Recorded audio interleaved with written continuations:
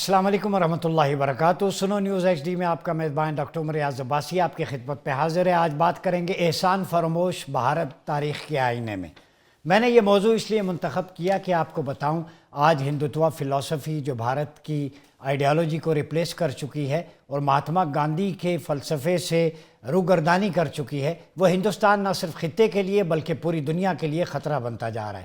وہ ہندوستان جہاں پر تابعی مالک بن دینار بھارت کی جنوبی ریاست کیرالا کے ساحلی علاقے میں تشریف لائے، یعنی ہندوستان کو تہذیب ہو، تمدن ہو، علم ہو، آگہی ہو، وہ مسلمانوں نے عطا کی یہاں پہ آ کر۔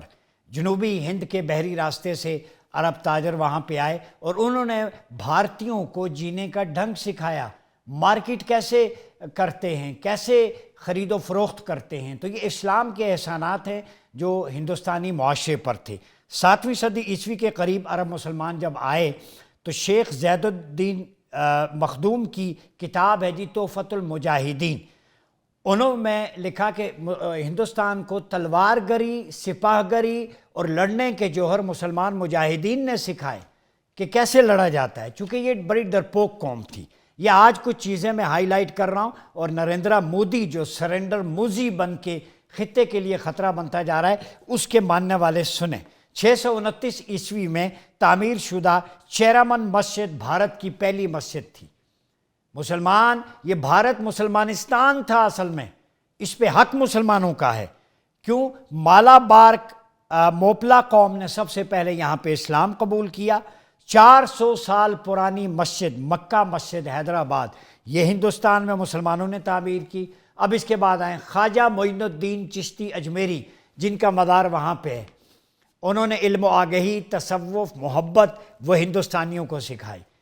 مجدد الفسانی نے ہندوستان کو علم سے آشنا کیا۔ شاہ ولی اللہ محدث دہلوی نے انہیں جینے کا ڈھنگ سکھایا۔ سر سید احمد خان نے انہیں تعلیم، شعور اور آگہی عطا کی۔ یہ سارے مسلمان تھے۔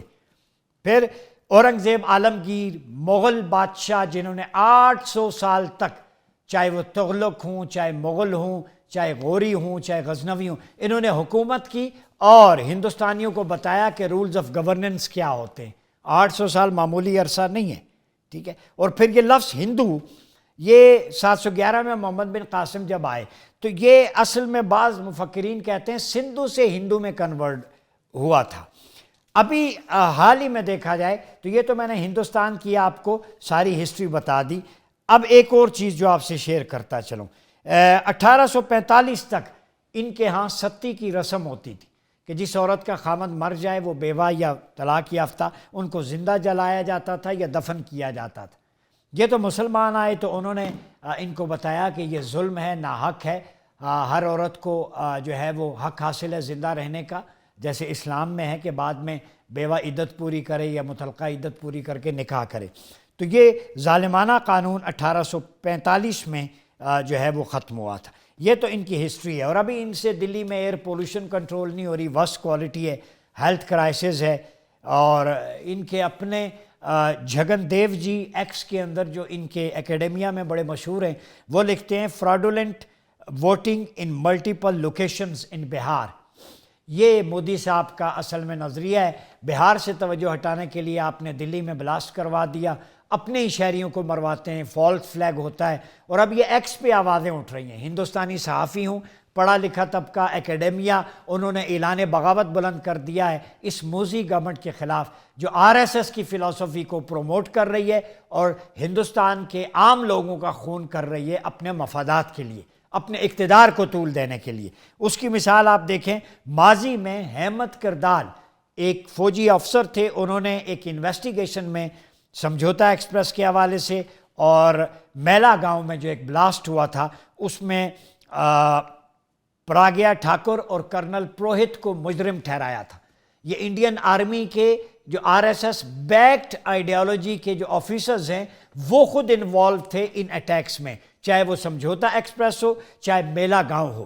یہ میں پریویس ہسٹری اس لیے بتا رہا ہوں تاکہ آپ کو پتہ ہو، اور مسلمانوں کو ہمیشہ وہاں سے شک کی نگاہ سے دیکھا جاتا ہے۔ مسلمان وہاں دوسرے نہیں بلکہ تیسرے درجے کے شہری گردانے جاتے ہیں۔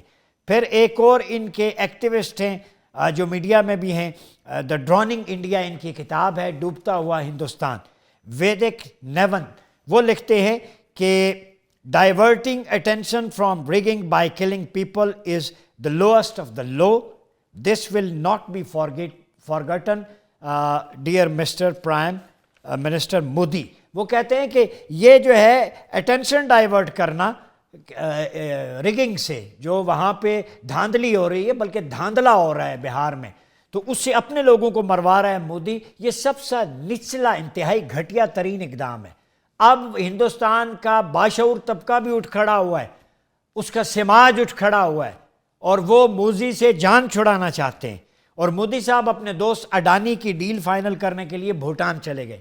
آپ اندازہ لگائیں جس ملک میں لاشیں گری ہوں، خیر انہوں نے خود کروایا تھا، اور پھر اپنے دوست کو نوازنے کے لیے امبانی اڈانی ان دونوں پہ یہ چل رہا ہے، اس کو نوازنے کے لیے بھوٹان چلے گئے۔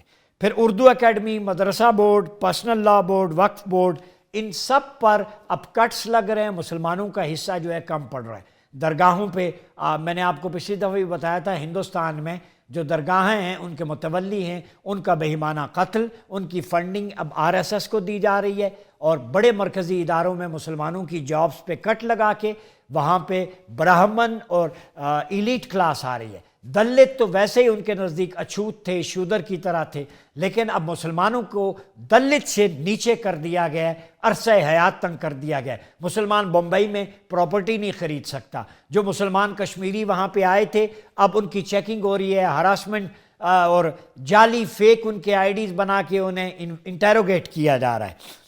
پھر براہمن تسلط، عیسائیوں کا قتل عام، یہ ساری چیزیں۔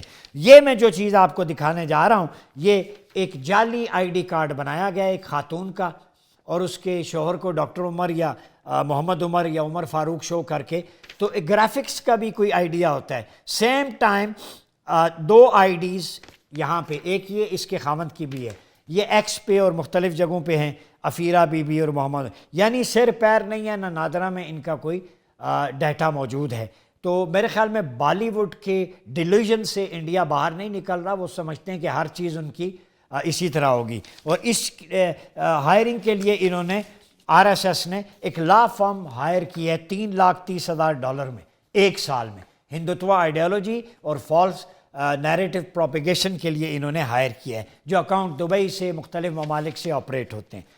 پھر آ جائیں جی، یہ بڑا شیمفل، میں کہتا ہوں نا کہ امپائر آف دا لائرز، جھوٹوں کی سلطنت ہے مودی کی سربراہی میں، کہ Muslims and dogs not allowed, Indian Statistical Institute Kolkata, Muslims and dog should not enter the premises. یہ حالت ہے ان کی ایکس پہ کہ مسلمان اور کتوں کا کولکتہ کے اسٹیٹیکل انسٹیٹیوٹ میں داخلہ منع ہے۔ تو میں ذرا تاریخ دہرا دوں، ایک وقت تھا کہ جب امریکہ برطانیہ کے ریسٹورانٹس پہ باہر لکھا ہوا تھا کہ Indians and dogs are not allowed in the premises of the restaurants, تو یہ انہوں نے اب اس کو مسلمانوں سے بدل دیا۔ یہ سیکولر انڈیا کا چہرہ ہے، اور مودی صاحب جو چونکہ ظاہر ہے ان کا کیریئر ایک چائے والے سے شروع ہوا تھا، جینیٹیکلی آپ یاد رکھیں نفسیات بڑی امپورٹنٹ ہوتی ہے۔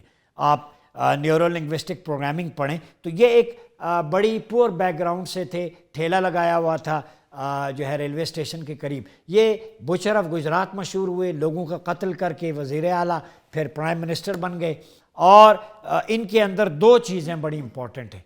یہ انہوں نے سمجھ لیا ہے کہ اب پورا سمندر جو ہے نا، بے آف بنگال ہو یا بحر عرب، یہ چائے کی پیالی ہے، میں اس میں چینی دودھ پتی ڈال کے تو اس کو ابال لوں گا۔ سمندر میں ان کا کوکری کی حال آپ دیکھ لیں، ANS وکرانت کا حال آپ دیکھ لیں، کیپیسٹی ہے نہیں، بڑے بڑے دعوے ہیں، اور جس ملک کے پرائم منسٹر کو ٹیکنالوجی کا اتنا علم ہو کہ کہے کہ ایئر چیف سے کہ میں نے ان سے کہا کہ ابھی آسمان پہ بادل ہیں، لہذا ابھی جو ہے وہ ہم وار نہیں کرتے، نظر نہیں آئے گا۔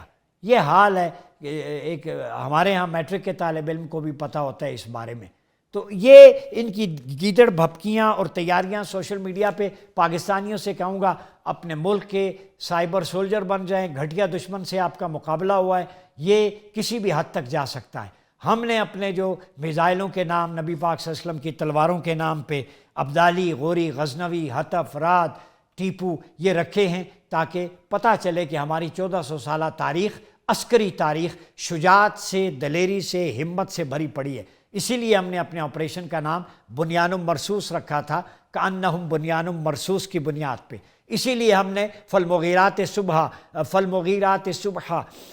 وہ صبح کی ٹائمنگ جو صبح کے وقت گھوڑے دوڑتے ہیں اس کی نسبت سے آپریشن کا آغاز کیا ہے۔ تو پاکستانی شب خون نہیں مارتے، ہماری ایتھکس آف ڈکس ایگریمنٹ ہے، اس کے دائرے میں رہتے ہوئے ہم جو ہے بات کرتے ہیں۔ جنگ میں بھی ہمارے اصول ہیں۔ ہم نے ابھی نندن کو گرفتار کیا تھا، اس کے زخم صاف کیے، چائے پلائی، اور اس نے جا کے کہا تھا ٹی واز فنٹاسٹک۔ یہ تو ہمارا رویہ ہے being an Islamic republic of Pakistan, ہماری اسٹیٹ کے۔ لیکن ہندوستان جو ہے وہ جو ہے بلو دا بیلٹ اور اس پروپیگیشن کے لیول پہ آ چکا ہے کہ سٹھیا گیا ہے۔ اب ان کا نروس بلیک آؤٹ اور بریک ڈاؤن ہو گیا ہے، اور مودی صاحب کا اپر پورشن فار رینٹ ہے، وہ کام نہیں کر رہا۔ تو میں سمجھتا ہوں کہ ہندوستانی سماج میں جو آوازیں بلند ہو رہی ہیں، جو اس وقت میرے سامنے پیپرز پڑھیں ٹویٹس کے، تو وہ سماج ایک جنونی شخص سے اپنے ملک کو جان چھڑائے۔ ورنہ میں دیکھ رہا ہوں ہندوستان میں ایک مسلمان ریاست بننے جا رہی ہے، ایک خالستان بننے جا رہی ہے، ایک ناگالینڈ بننے جا رہی ہے، تو 50 سے 60 پاکستان ریڈی ہیں، بالکل تیار ہیں جو بننے جا رہے ہیں۔ تو اپنی چارپائی کے نیچے ذرا سٹک مار لیں، تو پھر اس کے بعد باقی بات کریں۔ یہ پیسہ جو آپ ضائع کرتے ہیں نا سوشل میڈیا پہ لابنگ فارم ہائر کر کے پاکستان کے خلاف زہریلا پروپیگنڈا، اسی پیسے کو اگر اپنے قوم کے لیے، دیش کے لیے خرچ کیا ہوتا تو آج یہ حالات نہ ہوتے۔ آج ہندوستان میں کسی شخص کو قضائے حاجت سے نمٹنے کے لیے واش روم میسر نہیں ہوتا، آج ان کو دوائی میسر نہیں ہوتی، آج وہاں پہ لوگ خط غربت سے 60% سے زیادہ لوگ نیچے ہیں، بلکہ اس سے بھی زیادہ۔ آج لوگ وہاں پہ دلت کسی بڑے برہمن کھچتری سے ہاتھ نہیں ملاتے، قریب سے گزرتے نہیں ہیں، سانس نہیں لے سکتے۔ یہ ڈسکریمنیشن ہے۔ الحمدللہ ہم اسلام کی یہ خوبصورتی ہے کہ پاکستانی سوسائٹی میں ایسا کوئی ڈسکریمنیشن نہیں ہے۔ ہم ایسٹر میں، کرسمس میں، دیگر تہواروں میں کمیونٹیز کو اپریشیٹ بھی کرتے ہیں، وہاں جاتے بھی ہیں۔ یہ پاکستان کا گلومنگ فیس آف نیو پاکستان، یہ پاکستان ہے جو پوری دنیا کے سامنے ہے، اور ہم الحمدللہ اپنے عزم میں، اپنے ارادے میں، افواج پاکستان پوری قوم ایک پیج پہ بنیان و مرصوص ہے۔ اس شعر کے ساتھ اجازت چاہوں گا کہ یہ دل یہ جان وار دو، میرا وطن سنوار دو، حیات جس کا نام ہے بہادروں کا جام ہے، یہ جام جھوم کر پیو، جیو تو بے دھڑک جیو، یہ دل یہ جان وار دو، میرا وطن سنوار دو۔ اپنا بہت خیال رکھیے گا۔ اپنے میزبان ڈاکٹر عمر ریاض عباسی کو اجازت دیجیے۔ اللہ حافظ۔